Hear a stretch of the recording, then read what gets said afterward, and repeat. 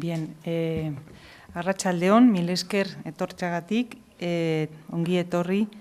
Estamos muy agradecidos y muy contentos de que hayáis venido a acompañarnos y a acompañar también especialmente a Arantxa y a Goyo en esta segunda sesión de la tarde de las quintas jornadas de literatura, cine y montaña y tercer Mendi Culture Symposium. Bien, me acompañan Arantxa Jausoro, que es árbitro juez de carreras por montaña. Arantxa también es miembro de la Junta Directiva de la Federación Española de Montaña y también ha ocupado la presidencia de la Federación, ¿no? Arantxa Alavesa de Montaña. Es una de las pocas, no sé si hay dos o tres, ¿no?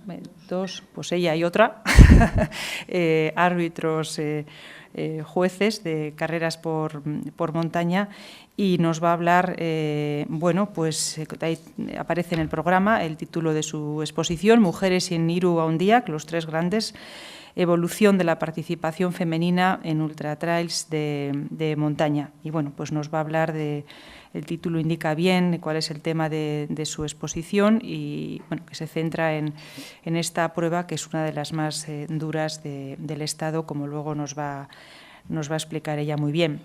Y más a mi derecha se encuentra Goyo Larrañaga, que es la persona responsable de carreras por montaña de la Federación Española de Montaña, y Goyo va a hacer la presentación de la película que vamos a ver después, la de Dragon's Back Race. Después de la presentación, pues vamos a ver esta película tan especial, donde casi la carrera es una especie de telón de fondo, ¿no? Donde transcurren otras cosas que casi son más importantes, ¿no? Como son los pensamientos de las personas mientras corren y el reto, ¿no? Que supone esa carrera personal, el reto personal para cada uno de los participantes. Luego Goyo os va a hablar de ella, una película especial, no sé si alguno la ha visto, especial, que te va metiendo en la carrera, te va metiendo en la cabeza de la gente y es una película muy emotiva, ¿no? Especial. Y después de la película va a haber un pequeño coloquio y va a ser el moderador Javier Barayazarra, director del Bilbao Mendi Film Festival, en cuyo marco se celebran estas jornadas y el Mendi Culture. Agradezco en nombre del comité organizador, a Arantxa y a Goyo, el que estén hoy aquí acompañándonos y el que el Mendi nos haya prestado toda su ayuda para muchas cosas y concretamente para la película. Nos ha facilitado el acceso a la película y también le agradezco a Javier que se haya prestado hoy a ser el moderador del coloquio. Pues mil esker a todos. Vale, pues le dejo entonces a Arantxa. Bueno, gracias, Idoia. Hola a todos. Hoy venimos a hablar aquí de carreras de montaña. Sé que es un tema muy debatido, o que siempre surge el debate en torno a las carreras en el medio de montaña, pero hoy venimos a dar un poco una visión en relación al eje principal de las jornadas de este año, que es la perspectiva de género, la perspectiva de la participación femenina en este ámbito, en general también en todos los deportes de montaña. Para ello hemos pensado que estaría bien ver una película, que es lo que vamos a hacer, que yo creo que es la parte más agradable, verla en unos minutos. Y para introducir el tema, se nos ocurrió coger unos datos que nos ha prestado amablemente los organizadores de una prueba muy conocida en el mundo vasco, en Euskal Herria, que son los tres grandes, y coger esos datos y darles una vuelta desde el punto de vista de género y de cómo ha ido evolucionando la participación femenina en este tipo de eventos. Y eso servirá un poquito de base también y dará pie luego al posterior debate de la película.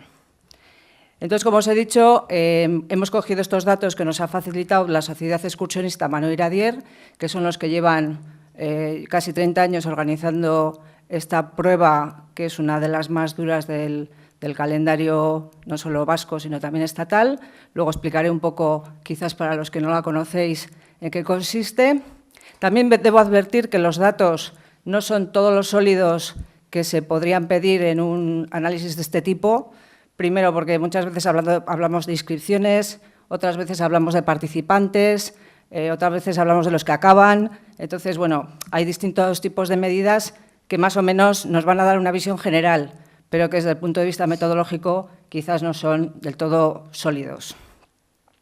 Y por último, también deciros que agradezco enormemente la insistencia de los organizadores en traerme aquí a estas jornadas. También le quiero agradecer, antes de que luego se me olvide, a Goyo Larrañaga, también compañero y amigo en estas tareas de las carreras, pues que amablemente me haya querido acompañar este día. Y sin más, empezamos. Bueno, vamos a hablar entonces de las ultra trails. El ultra trail es una modalidad deportiva que se ha puesto muy de moda, se oye mucho en los medios de comunicación, pero que en realidad es una modalidad que tiene una definición específica que ahora os voy a comentar. También quiero decir que los que antes corrían por el monte, pues ahora vemos a gente muy bien vestida, que le sacan unas fotos muy bonitas, etcétera, pero los que empezaron a correr por el monte en nuestro entorno hace unos años, pues a la mayor parte les llamaban chalaos o locos. Y me da pena que no haya venido aquí algún veterano de las carreras, porque os podría contar alguna anécdota muy divertida de cómo pues incluso les paraban. Es decir, ¿por dónde vas corriendo? Pero bueno, hoy ya estamos en el mundo del ultra trail. ¿Qué es un ultra trail? Un ultra trail de montaña, por definición, es esa carrera que se realiza en una etapa con una distancia mínima de 80 kilómetros. ¿Vale? Esto es importante porque sí que va a definir un poco pues el tipo de participantes y cómo es la actitud de ese participante ante esa prueba. En la película que vamos a ver después, en el Dragon's Back Race, vamos a ver una carrera distinta, una carrera por etapas, es decir, una carrera donde la gente para a dormir o para descansar unas horas y luego prosigue. En la Ultra Trail, en la modalidad de la que hablamos en esta presentación, es una sola etapa, es un tirón, ¿de acuerdo? La gente se para, come, etcétera, pero no hay, digamos, descansos establecidos. Y normalmente tiene un límite de tiempo. Este tipo de pruebas explosionan en los años 2000. Hasta entonces sí que había marchas montañeras, lo que se llamaban marchas por patrullas, marchas reguladas. Por ejemplo, he traído aquí algunas en pantalla. Una de las más veteranas puede ser la Matagals Montserrat, que nació teniendo 84 kilómetros, era una marcha montañera, y que hoy ha evolucionado también a ser una de las ultratrails más famosas de Cataluña. Asimismo, Iruandiak, que es la prueba de la que vamos a hablar a continuación, nace en el año 87 con una distancia de 85 kilómetros. No obstante, la prueba luego a lo largo de los años ha evolucionado, ha aumentado el kilometraje y también ha sufrido variaciones de recorrido. Esto es bastante normal en esas carreras que vienen del mundo de la marcha montañera. ¿Qué pasa a partir del año 2000? Como veis, ahí empiezan a acumularse las carreras muy famosas. Es cuando nace la Ultra Trail de Mont Blanc, cuando nace Eumillac, cuando están todas las pruebas del calendario en las Islas Canarias, como la Transcanaria, etcétera, y también en los macizos montañeros pues de Pirineos y de Sierra Nevada. Como veis, estas carreras ya nacen con un espíritu 100% carrera, mientras que las que había antes o hasta los años 80 han sido marchas montañeras que quizás han evolucionado hacia la competición, pero que todavía tienen en sí un poco ese componente de lo que era la marcha, ¿no? La marcha de montaña. Bueno, entonces vamos a explicar un poco, para los que quizás no conozcáis, qué es Iruandiak y un poco cuáles son las características técnicas de esta prueba.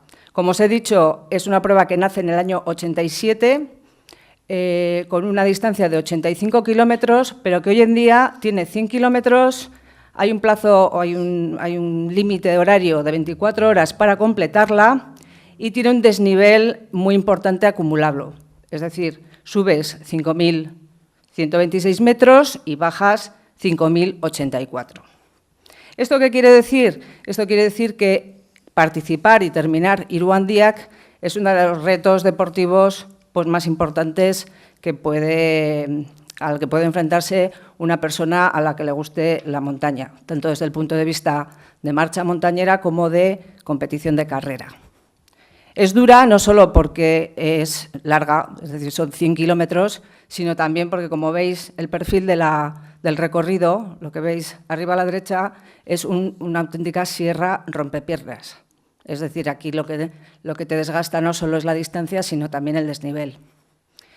Y como se ve en el mapa, bueno, no sé si conocéis un poco el recorrido, se sale, en estos momentos, la prueba ha sufrido cambios de recorrido. En estos momentos se sale de Ondategui, que está debajo del Gorbea, se sube Gorbea, se baja por la parte vizcaína del Gorbea, se atraviesa Ubidea, Ochandio, se baja hasta Landa, de allí se baja hasta Urquiola, de allí se sube a Amboto, que es una también de las cumbres más, la segunda cumbre más emblemática después de haber subido Gorbea, subes a Amboto, bajas a Landa, prosigues hacia Urbía, subes a Iscorri, bajas a Iscorri y terminas en Araya. Todo eso lo puedes hacer en un tiempo límite de 24 horas. Por lo tanto, yo creo que una de las principales características de esta prueba en concreto es el reto de terminarla. Yo personalmente lo he intentado hacer 2 veces y no la he terminado en ninguna de las 2 ocasiones. Y en ambas ocasiones he llegado al kilómetro 80, con lo cual, de momento, ya sé cuál es mi límite. Pero sí que es cierto que antes de que esto entrara en el mundo de la competición o en el mundo del cronometraje, había la gente que acababa Iruandiak, pues bueno, se ponía una estrella, no se ponía una medallita, porque era un hecho importante en la vida deportiva de una persona. Y empezamos un poco con los datos, y este gráfico os muestra cómo es una prueba en la que los años buenos, que es donde están pues, los soles o el sol y las nubes, es decir, que hay una meteo más agradable, suele terminar el 70% de los que empiezan. Y luego vemos los picos de abajo, en los que, bueno, pues en los años en los que la meteorología ha sido o bien muy fría o bien muy calurosa, porque en algunos años cuando pongo 2 soles es porque ha hecho unos días de calor importantes. Esta prueba se hace en junio. El porcentaje de finishers, que son las personas que terminan la prueba, pues baja bastante. Pero bueno, como veis, es una prueba en la que depende del año, depende de lo que te toque ese año, pues acaba más o menos gente. No me ha dado tiempo a consultar la meteorología de todos los años porque hubiera sido difícil, pero en algunos años, como veis, coincide el buen tiempo con el porcentaje de gente que acaba la prueba. La prueba tiene unos récords, digamos, desde el momento en el que se empieza a coger tiempo de cuánto tarda la gente en hacerlo.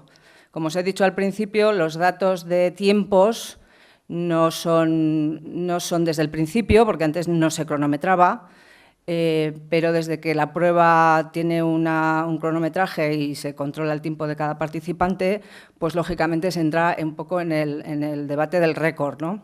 En estos momentos, los récords masculino y femenino son el de Iker Carrera, que batió en 2012, batió el récord de la prueba y lo dejó en 10 horas, 23 minutos y 0,8 segundos. Y el récord femenino lo tiene Silvia Trigueros, que lo ha batido en esta edición de 2014 y lo ha dejado en 12 horas, 48 minutos y 22 segundos. Son 100 kilómetros. Digo, para que un poco os ubiquéis en vuestras marcas personales y os comparéis un poco cómo vamos. A mí, yo creo que Goyo también está de acuerdo porque ambos participamos en la prueba como colaboradores. Estas marcas nos parecen de otro planeta, pero bueno, es lo que hay. Yo la he terminado 8 veces y siempre he hecho 20 horas.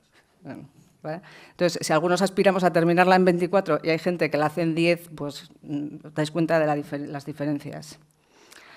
Bien, en cuanto a los diferentes tiempos que hacen hombres y mujeres en esta prueba, yo no soy experta mucho en ejecución deportiva, pero sí que es cierto que dicen que a medida que aumenta la distancia, en una prueba las barreras o las diferencias entre hombres y mujeres se van eliminando, ¿no? Dicen los corredores que los primeros 60 kilómetros se corren con las piernas y el resto se corre con la cabeza. Y entonces, como veis también en el mundo de las carreras, pues las distancias en los tiempos medios en meta entre hombres y mujeres pues ha ido cayendo. Si en 2006 la diferencia entre el primer hombre y la primera mujer en meta era de 4 horas y 15 minutos, este 2014 la diferencia ha sido de 1 hora y 48 minutos. Es decir que, digamos, en lo que llamamos élite, las diferencias van disminuyendo, van cayendo, pero en la élite. Si cogemos, por ejemplo, en este otro gráfico, que es un poco más complicado de leer, tenemos en azul, cada circulito azul es uno de los participantes de esta edición de 2014 y cada circulito verde es cada una de las mujeres participantes desde 2014. Como veis, hay muchos más círculos azules porque hay muchos más hombres y hay poquitos verdes. Pero veis que en los verdes se ve claramente una diferencia entre los primeros que llegan a meta, que son los 3 primeros circulitos verdes que veis abajo. Esas son las primeras mujeres que llegan a meta, luego llegan otras poquitas más y luego ya llegan el resto. Sin embargo, en el caso de los hombres, todo es mucho más compacto porque son muchos más. Es decir, empiezan a llegar antes y el flujo de gente que va llegando a meta, o sea, varones, es mucho más continuo. Pero el último mujer y la última mujer y el último hombre llegan a las 24 horas. En eso no hay diferencias. Como veis, es el tiempo límite. Vamos con los datos de participación. Hemos visto hasta ahora que Iruandía, que es una prueba de lo que llamamos ultra trails, que se lleva celebrando, que es una de las pruebas más veteranas un poco del entorno. Hemos visto cómo tienen unos récords que van cayendo últimamente con bastante rapidez y estamos viendo cómo la diferencia entre los tiempos de hombres y mujeres se va a ir amortiguando con el tiempo. Vamos a ver los datos de cuánta gente participa. Lo comentábamos antes al principio, que este gráfico muestra cómo ha sido la evolución de la participación en Iruandiak en los últimos años, desde el año 1987. Como veis, hay una flecha ahí morada en el medio, que ahora os voy a contar qué es lo que significa, pero que, como veis, es el punto de inflexión a partir del cual empieza a aumentar de manera muy importante la participación en este evento. Y este hecho es que se incorpora la competición a la prueba. A partir del año 2000 empiezan a convivir, por una parte, las personas que salen a terminar la prueba en modalidad marcha y las personas que salen corriendo para completar cuanto antes los 100 kilómetros. A partir de ese momento es cuando las inscripciones y la participación en esta prueba, y yo creo que también en otras, seguramente si miramos los datos, serán en otras también, es cuando empieza a aumentar el número de participantes. ¿Y qué ha pasado con la participación femenina? Bueno, pues algo similar. Aquí lo tengo que mostrar en porcentajes porque ha habido algunos años que las mujeres que participaban eran muy pocas y no me daba el gráfico para mostrar datos absolutos. Entonces, si en 1990 la participación del total de participantes, las mujeres suponían aproximadamente, yo diría, un 4,5%, en el 2014 ese porcentaje ha aumentado, no mucho. Como veis, la línea de tendencia que he incorporado sugiere un incremento poco a poco de la participación, pero en ningún caso es proporcional al aumento de las participantes hombres. Sí que se ve una tendencia más positiva hacia una ligera participación mayor, pero como veis es mucho más moderada. También en este caso la competición que marca el año 2000 hace un puntito de inflexión ahí. empiezan a aumentar las participantes, pero no tanto como en el gráfico anterior. Bien, también he traído aquí la reflexión sobre la edad, porque normalmente la mayor parte de los comportamientos nunca se explican solo por la variable género, sino que se combina en muchos casos, y sobre todo en el caso de las mujeres, con el momento de edad en el que estén.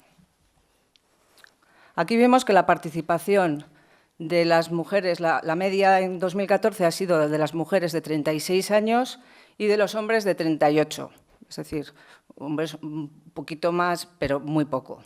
Y como veis también las líneas de tendencia lo que nos indican es que los participantes de ahora son más mayores que los de 1990. Es decir, está aumentando la edad media de los participantes de este tipo de pruebas. Y luego lo vamos a comparar con otras pruebas y la tendencia es la misma. Es decir, cada vez hay gente más mayor participando en este tipo de eventos. Vale, si miramos los datos de edad, aquí he tenido que coger solo unos cuantos años para poder hacer el análisis de edades.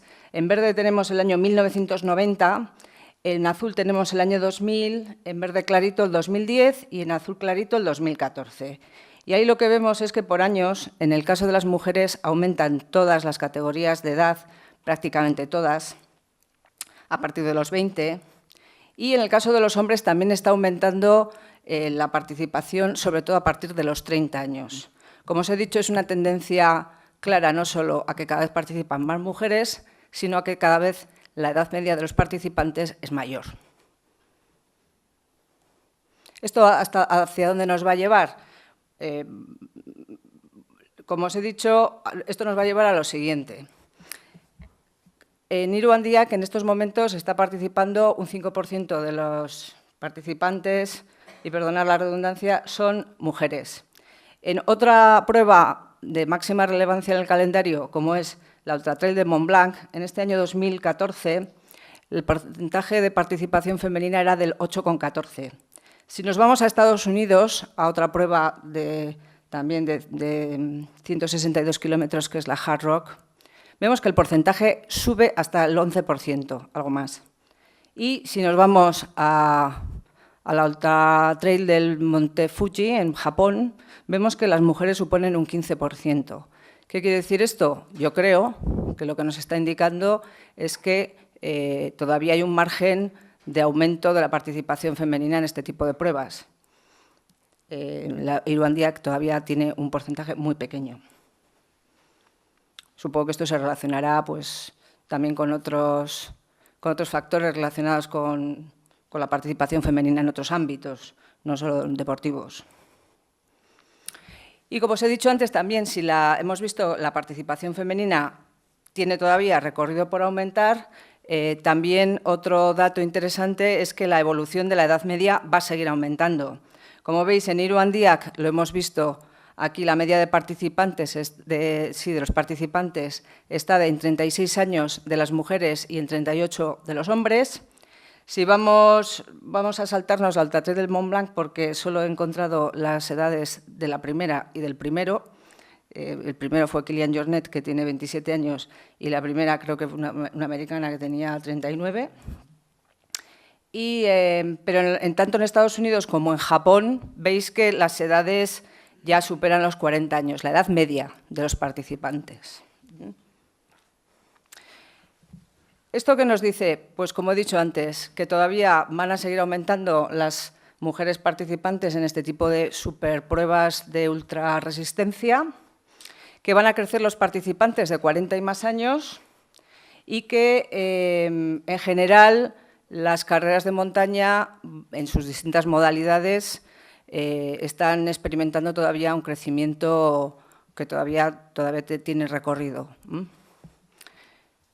Y por último, os traigo una última reflexión, ya por terminar. Yo creo que el trail running es una combinación de las dos M's. La primera es el marketing y el segundo es Maslow. El marketing, en términos de marketing, la incorporación de la mujer a este tipo de deportes ha sido una idea muy brillante que ha conseguido duplicar el mercado objetivo de este tipo de marcas. Si antes el equipamiento medio de un corredor de montaña está más o menos, en torno a los 500 euros, y lo estoy estimando porque en la Beovia creo que el corredor medio se gasta unos 300 euros, pues aquí hay que abrigarse un poquito más. Entonces vamos a poner 500. Si antes un corredor, un mercado masculino se gastaba 500 euros, ahora un mercado con hombres y con mujeres se va a gastar el doble de dinero. Con lo cual, evidentemente, la apuesta de las marcas relacionadas con el deporte por este tipo de modalidades es clara. Es una apuesta de mercado. Pero también, y con esto quiero terminar, el trail running, en general el running, ¿no? Pero el trail running en general se relaciona mucho con lo que se llama la pirámide de Maslow.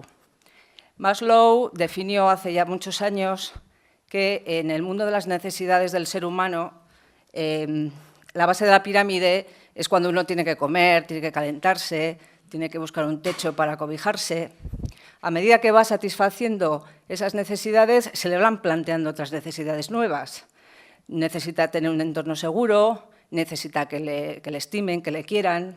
Vamos subiendo, cuando vamos teniendo todas esas necesidades cubiertas, vamos subiendo en la pirámide y entonces es cuando llegamos a la autoestima, al reto, a la superación, a todos esos valores que ahora están un poco tan de moda. Aunque debo decir que la pirámide de Maslow en 2014 es otra. Debajo de la comida y del techo y del sentirse seguro y protegido, pues como veis hay dos nuevos elementos que son la batería y la wifi. Pero el trail running sigue estando en el top de la pirámide en ese mundo de valores relacionados con la autoestima, la satisfacción personal, el reto conseguido, etcétera. Y todos los que hemos participado o hemos conocido historias cercanas del mundo de las carreras, sabemos que posiblemente no sea ni el primero ni el segundo el que tenga la historia más emocionante en una prueba de montaña, pero cuando llega el último a la meta, normalmente siempre hay muchas emociones de esa persona que ha conseguido ese reto, ¿no? Y yo creo que Goyo y yo tenemos muchas anécdotas que contar en ese sentido. Bueno, y nada más. Agradecimientos a todos los sitios donde he podido recabar información, en especial a la Sociedad Excursionista Maluer y Adier, que ha sido un poco el que me ha facilitado los datos para venir aquí a contar un poco esto. A Eloi Corres, que es un poco el promotor de Iruandiak desde los inicios, junto con otros compañeros, pero bueno, Eloi Corres es esos que os decían que cuando empezaron a correr, pues casi los querían llevar al sanatorio. Y, como no, pues a Google, que es el que facilita que en poco tiempo pues uno pueda recabar la información y ponerla junta. Pues nada, muchas gracias y le paso la palabra a Goyo. Bueno.